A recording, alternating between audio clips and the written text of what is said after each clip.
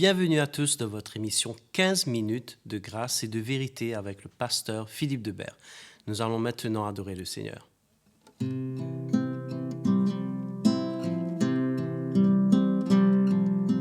Que ma vie te glorifie, te glorifie. Que ma vie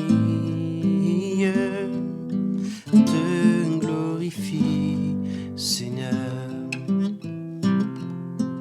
Que ma vie te glorifie, te glorifie. Que ma vie te glorifie, Seigneur.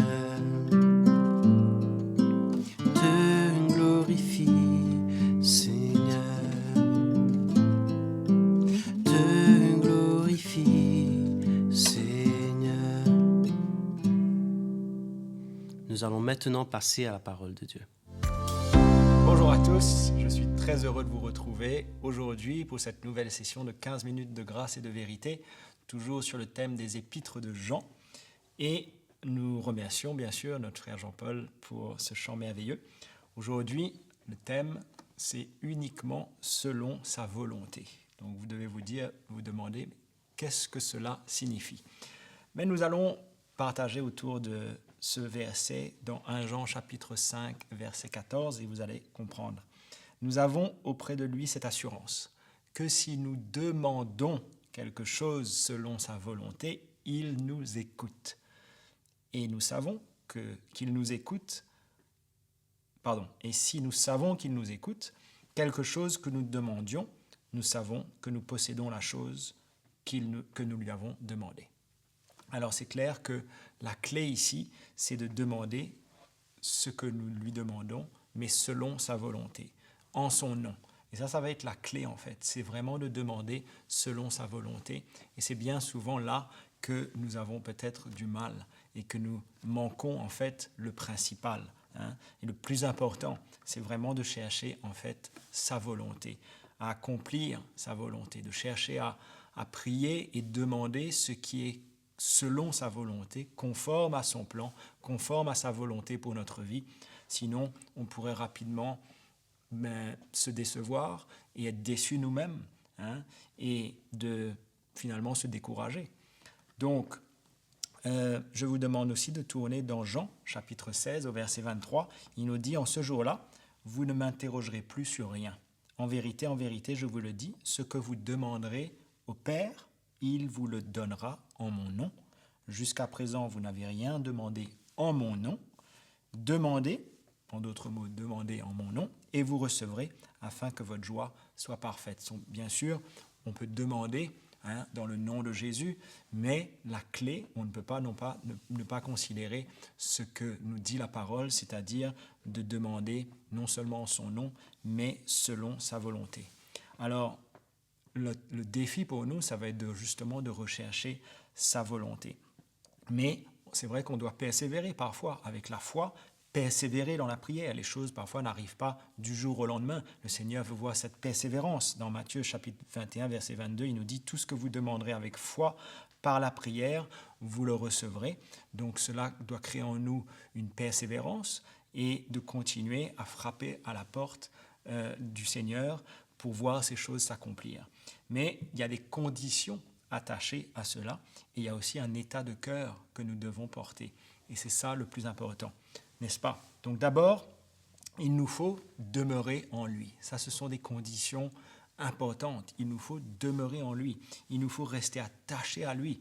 Il nous faut avoir une vie qui lui plaise ou de chercher à plaire au Seigneur, de retenir ses paroles, de les garder dans notre cœur et de suivre ses instructions et les mettre en pratique. Ça, c'est une vie qui plaît au Seigneur. C'est une marche où on marche de progrès en progrès. Et là, par la foi, on pourra demander ce que nous avons besoin pour notre vie. Et le Seigneur, dans sa fidélité, il nous l'accordera, peut-être pas tout de suite, en son temps, parce que le Seigneur a un temps pour tout. Et d'ailleurs, dans Jean chapitre 15, verset 7, il nous dit « Si vous demeurez en moi et que mes paroles demeurent en vous, demandez ce que vous voudrez et cela vous sera accordé. » Donc on ne peut pas juste vivre une vie loin de Dieu, une vie qui ne plaît pas à Dieu. On ne parle pas d'avoir des faiblesses, hein, de tomber de temps en temps, on ne parle pas de ça. On parle d'un style de vie qui plaît au Seigneur, où on cherche à plaire au Seigneur et à marcher avec lui. Mais nous savons que nous pouvons nous tourner avec foi vers le Seigneur dans tous les moments que nous avons besoin. Et c'est important aussi de porter un bon cœur, d'un cœur pur, n'est-ce pas? Et de veiller à la manière que nous traitons les autres, que nous agissons envers les autres, notamment les maris envers les femmes.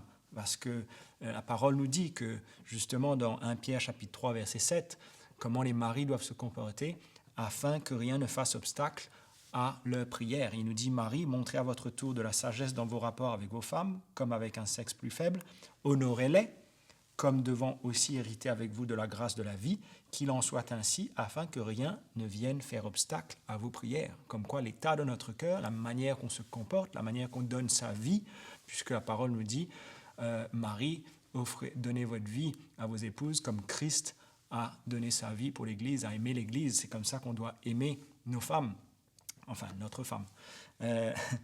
Et c'est tellement important. Donc, l'état de notre cœur est primordial. Primordial quand on demande au Seigneur, quand on prie et quand on porte nos prières vers le Seigneur, c'est l'état de notre cœur qui est primordial. L'important ensuite, c'est de comprendre quelle est la volonté de Dieu. Et par exemple, le Seigneur ne nous demande pas de chercher les choses de cette terre. Et beaucoup de chrétiens ont été déçus dans le passé, peut-être encore aujourd'hui, par toutes sortes de fausses doctrines. On pense à la doctrine de la prospérité et de tourner nos cœurs et nos désirs vers les choses matérielles, vers les choses de cette terre. Et comment ces choses, au contraire, toute la parole nous dit qu'il ne faut pas rechercher ces choses. En fait, tout pointe vers le contraire. Mais les hommes aiment entendre des choses qui chatouillent leurs oreilles. Mais nous devons nous éloigner de ces fausses doctrines. Nous devons au contraire nous attacher à la saine doctrine et rechercher les choses d'en haut.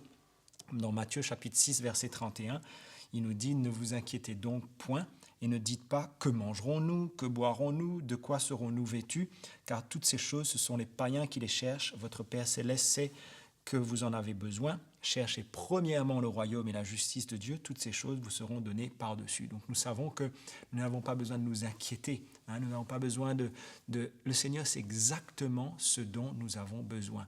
Il est fidèle, il voit nos besoins, il nous dit que chacun de nos cheveux sont comptés.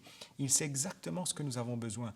Nous, attachons-nous à servir le Seigneur, attachons-nous à chercher premièrement le royaume de Dieu et sa justice, et toutes ces choses dont nous avons besoin dans notre vie de tous les jours, le manger, le boire, le vêtement, le Seigneur va prendre soin de nous.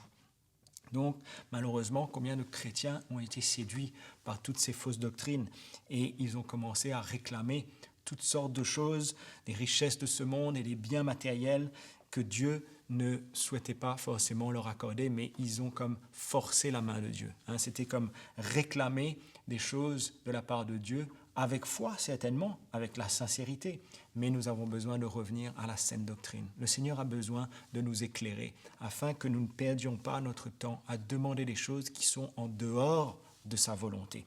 Donc, si vous êtes ressuscité avec Christ, dans Colossiens chapitre 3, verset 1, il nous dit « Cherchez les choses d'en haut ».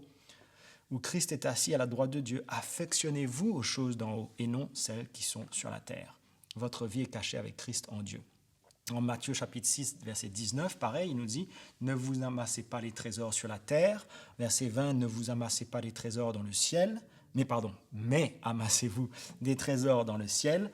Verset 21, « Car là où est ton trésor, là aussi sera ton cœur ». Notre trésor doit être dans les choses d'en haut et non pas les choses qui sont sur la terre. Donc nous avons besoin de comprendre quelle est la volonté de Dieu dans ces derniers temps, afin que justement nous portions notre cœur et notre recherche vers les choses d'en haut et vers le plan de Dieu et la volonté de Dieu.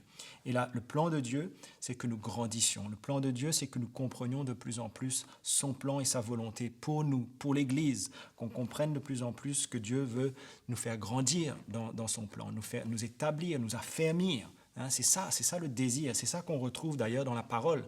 C'est l'apôtre Paul qui dirigeait toutes ces prières pour le peuple de Dieu et qui combattait pour que le peuple de Dieu grandisse dans la compréhension de la volonté de Dieu. Dans Colossiens chapitre 1, verset 9, il nous dit « C'est pour cela que nous aussi, depuis le jour où nous en avons été informés, nous ne cessons de prier Dieu pour vous. » Et de demander, quoi? Que vous soyez remplis de la connaissance de sa volonté, en toute sagesse et intelligence spirituelle. Voilà le désir de l'apôtre Paul. Voilà ce que Paul et ceux qui servaient le Seigneur voulaient pour les Colossiens et pour l'Église. Pour marcher d'une manière digne du Seigneur et lui être entièrement agréable, portant des fruits en toutes sortes de bonnes œuvres, croissant par la connaissance de Dieu, fortifié à tous égards par sa puissance glorieuse. Donc on voit comment le désir de Paul, c'était de voir l'Église s'établir, s'enrichir de la connaissance de Jésus-Christ, de la révélation de sa parole. Et ses prières se tournaient dans cette direction pour l'Église. Colossiens chapitre 4, verset 12 nous dit « Épaphras, qui est des vôtres, vous salue, serviteur de Jésus-Christ. » On voyait cette équipe qui travaille ensemble. Il ne cesse de combattre pour vous dans ses prières. Et son combat, on voit, il dit « Afin que, parfait et pleinement persuadé, vous persistiez dans une entière soumission à la volonté de Dieu. » Voilà les prières. C'était que les chrétiens puissent persévérer à se soumettre au plan de Dieu et à la volonté de Dieu pour leur vie. Accepter de passer par les tribulations, par les moments difficiles, de persévérer avec le Seigneur. Voilà ce que l'apôtre Paul et tous ceux qui étaient avec lui, cette équipe apostolique, désiraient pour les chrétiens et pour l'Église. Dans Éphésiens chapitre 1, verset 17, il nous dit qu'il fait mention d'eux dans ses prières afin que Jésus leur donne un esprit de sagesse et de révélation dans sa connaissance, qu'il illumine les yeux de leur cœur. C'était ça son désir. Et qu'ils sachent quelle est l'espérance qui s'attache à son appel, l'infinie grandeur de sa puissance. Voilà vers quoi se tournaient les prières de l'apôtre Paul et de toute l'équipe apostolique de tous ses frères qui étaient avec lui. Et nous avons besoin, nous aussi, de comprendre cela. Nous avons besoin de nous associer dans le même esprit, de comprendre qu'est-ce que le Seigneur veut pour nous et de faire confiance au Seigneur pour toutes ces choses qui nous entourent, qui nous tracassent. On peut prier, bien sûr, pour les uns pour les autres, pour nos maladies, les moments de maladie que nous traversons. On va prier, on va être dans la foi et on veut aussi prier pour que l'Église grandisse, s'établisse. Ça, c'est un bon combat. Ça, c'est le bon combat de la foi. Et nous voulons persévérer dedans. D'ailleurs, dans Colossiens chapitre 4, verset 2, il nous dit « Persévérez dans la prière, veillez-y avec action de grâce, priez en même temps pour nous. » Donc c'est Paul qui leur demandait maintenant de prier. Pourquoi? Dans quel but? Il leur dit « Afin que Dieu nous ouvre une porte pour la parole. » C'était ça qui le motivait. Il voulait continuer à prêcher l'Évangile en toute situation, en toutes circonstances, en sorte que je puisse annoncer le mystère de Christ pour lequel je suis dans les chaînes et le faire connaître comme je dois en parler. Amen. Donc, voilà dans quelle direction nous voulons prier, dans quelle direction nous voulons nous tenir devant le Seigneur, dans quelle direction nous voulons nous tourner vers lui avec persévérance et persistance pour que le plan de Dieu s'accomplisse dans nos vies à tous. Et nous pouvons être assurés que Dieu va prendre soin de nous dans les choses matérielles qui nous entourent. Et le Seigneur saura aussi prendre soin de nos familles parce qu'il est fidèle, il s'occupe de nous. Voilà mes frères et sœurs. Donc persévérons dans la prière selon sa volonté. J'espère que ces paroles vous ont encouragé. On se retrouve dans la prochaine session. Nous sommes arrivés à la fin de cette session de 15 minutes de grâce et de vérité avec le pasteur Philippe Debert. N'hésitez pas à partager et à aimer cette vidéo, sans oublier de vous abonner à notre chaîne CTMI. Si vous avez des expériences et des témoignages à nous partager, écrivez-nous à l'adresse qui s'affiche à votre écran. Que Dieu vous bénisse et on se retrouve à la prochaine session.